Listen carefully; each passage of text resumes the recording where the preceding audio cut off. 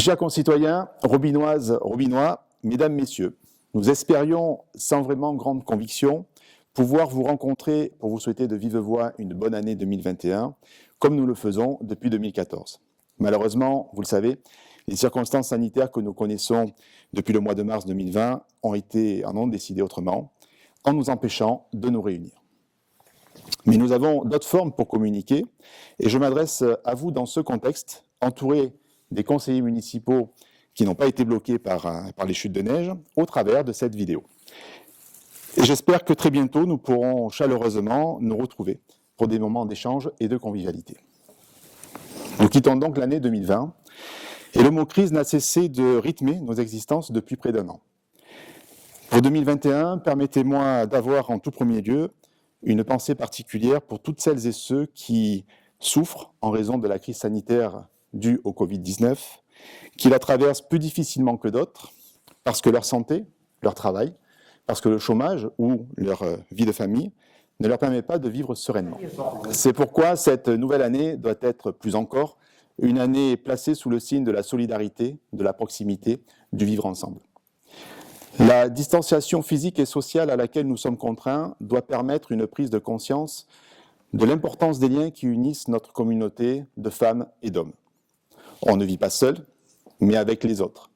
Chaque jour, des gestes de solidarité, si petits soient-ils, en sont le signe, qu'ils s'adressent aux plus démunis, aux personnes âgées ou isolées, ou tout simplement à notre voisinage.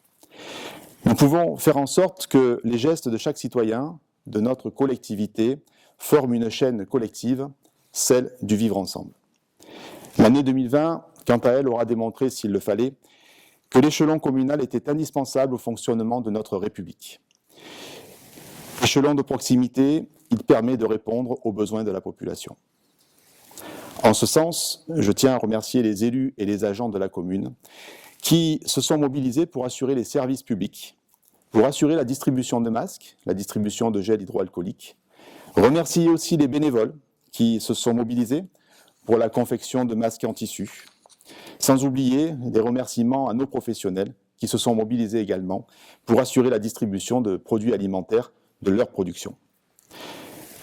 Je tiens également à souligner le rôle de l'intercommunalité, de la ville-centre de notre communauté d'agglomération, Digne-les-Bains, qui actuellement organise la campagne de vaccination pour les Dinoises et les Dinois. Mais pas que.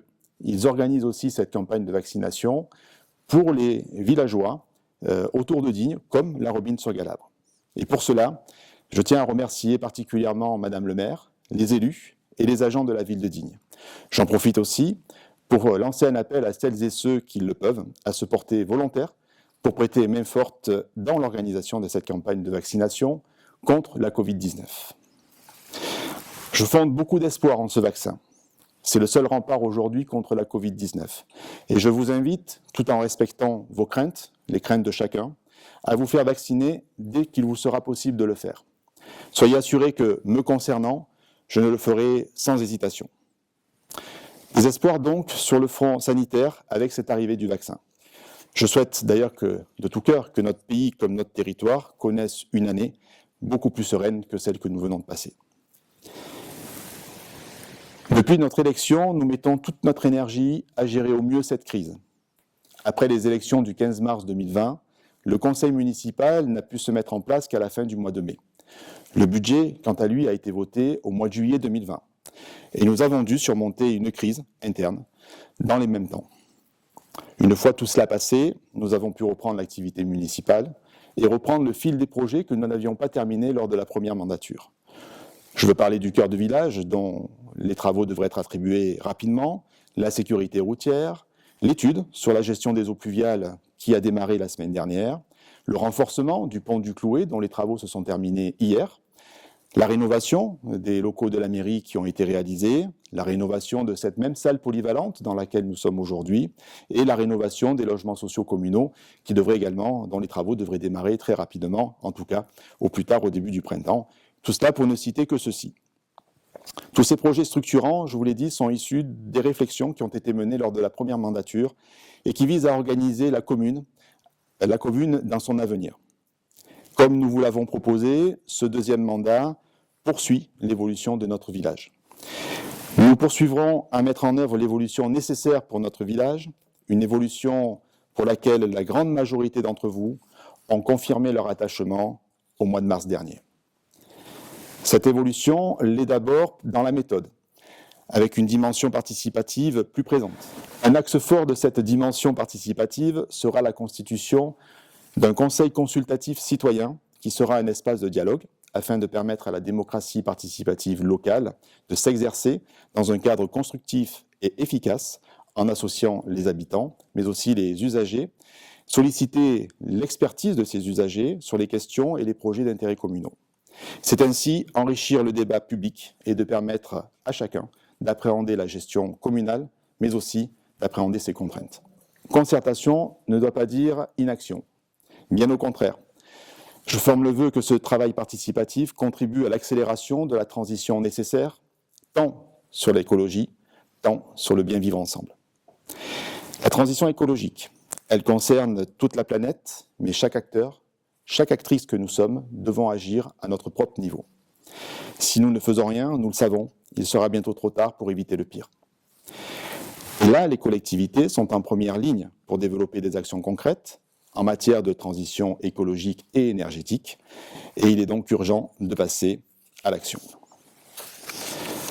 Ce sera d'ailleurs le cas sur notre village en 2021, avec la mise en place d'un accompagnement pour la rénovation énergétique des logements, avec en partenariat le Conseil départemental des Alpes-de-Provence, Provence-Alpes Agglomération, par la mise en place d'un service d'accompagnement à la rénovation énergétique.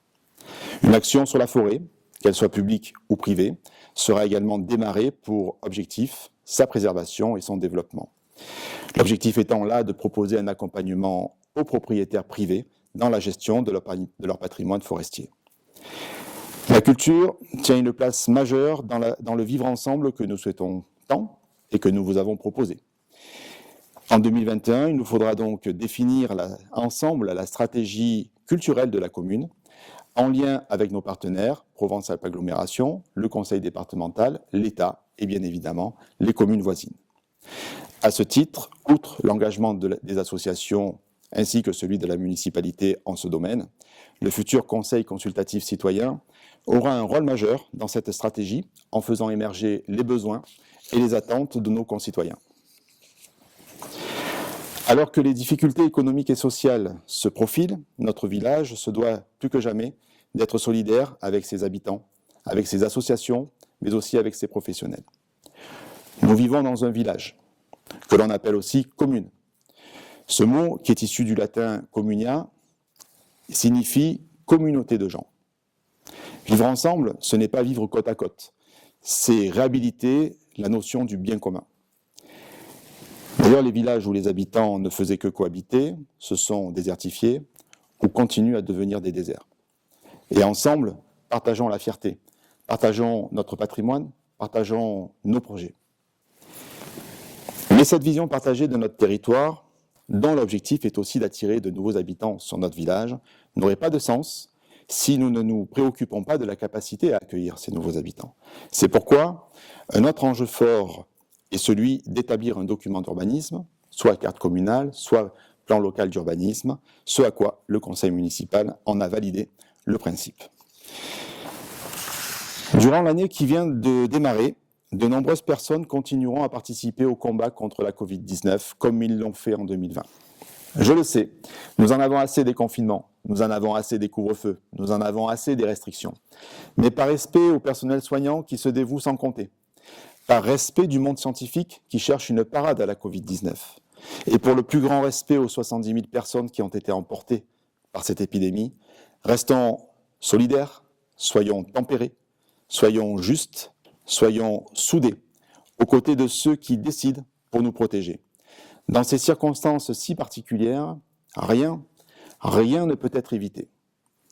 Et pour terminer, au nom de l'équipe municipale, en mon nom, je vous souhaite à chacun et à chacune d'entre vous une bonne année 2021 et surtout une bonne santé. Nous restons à votre écoute et nous sommes impatients de vous retrouver.